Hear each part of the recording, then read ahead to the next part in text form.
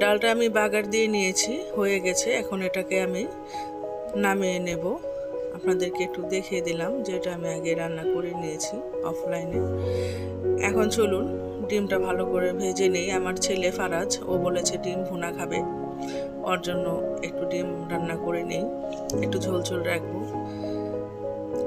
ছোট মানুষ হলেও খাবারে অনেক রসিক, খাবার খেতে খুব পছন্দ করে। যখন যেটা খেতে চায় সেটাই আমার করে দিতে হয়। কথায় কথায় ডিম ভেজে নিয়েছি, এখন পেঁয়াজ ভেজে ওর জন্য ডিম ভুনাটা করে নেব। আসসালামু আলাইকুম, কেমন আছেন সবাই? আশা করছি ভালো আছেন, সুস্থ আছেন। আমিও আল্লাহর রহমতে ভালো আছি, তবে এখনও পুরোপুরি সুস্থ হয়ে ওঠেনি। আপনাদের দোয়া চাইছি।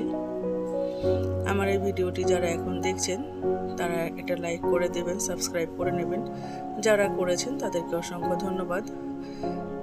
ডিমের মশলাটা আমি কষিয়ে ফেলেছি, প্রায় ভালোভাবে কষানো হয়ে গেলে ডিমটা রান্না করে নিচ্ছি।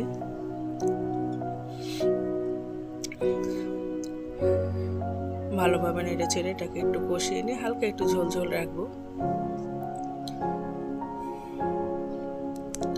বাচ্চারা যা খেতে চায় তা একটু করে দিতে হয়, না হলে খুব ঝামেলা করে। এটা করো নাই কেন আমি বলেছি, মন খারাপ করে, নানান ধরনের ইমোশনাল ব্ল্যাকমেল করে, সেই জন্য একটু করেই দিচ্ছি। এখন একটু মাছের তরকারি রান্না করি, চলুন। একে একে সমস্ত উপকরণ দিয়ে নিয়ে ভালোভাবে কষিয়ে নিচ্ছি। এটা নতুন করে কি বলবো, প্রতিদিন আমি যে মশলাগুলো ব্যবহার করি সেগুলো দিয়ে ভালোভাবে কষিয়ে নিয়ে মাছগুলো আগে কষাবো। মাছটা কষানো হয়ে গেলে এটাকে উঠিয়ে নিচ্ছি। মাছগুলো উঠায় তারপরে এর মধ্যে আমি সবজিগুলো দিয়ে নেব। সবজিগুলো ভালোভাবে কষাবো আগে।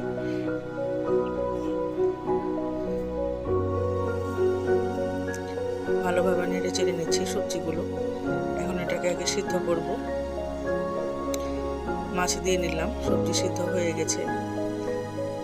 টমেটো দিয়ে নিচ্ছি। বাজারে এখন অনেক ভালো ভালো টমেটো পাওয়া যাচ্ছে খুব অল্প দামে।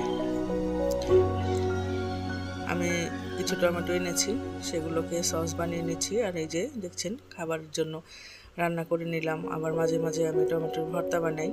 টমেটোর ভর্তা খেতে আমার খুব ভালো লাগে। তরকারিটা আমার হয়ে গিয়েছে, এখন এটাকে আমি নামিয়ে নিব।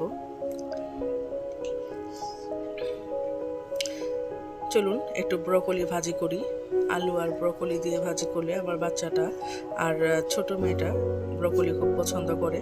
আমি আসলে ওরা যা যা খেতে পছন্দ করে সেগুলোকেই আমি দুপুরের মেনুতে রাখার চেষ্টা করি।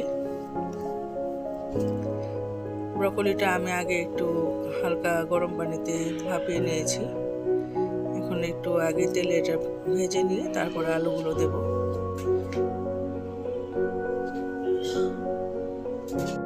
ভালোভাবে নেড়ে চেড়ে এটাকে আমি ভাজি করে নেব। এই রান্নাগুলো করতে তেমন একটা সময় লাগে না, খুব অল্প সময় রান্নাগুলো করে ফেলা যায়। এই সামান্য আয়োজনে আমি আজকে দুপুরের মেনুতে রেখেছি। এটাকে দেখুন নাড়তে নাড়তে আমার ভাজিটা হয়ে গিয়ে। ভিডিওটি দেখার জন্য অসংখ্য ধন্যবাদ। খুদা হাফেজ।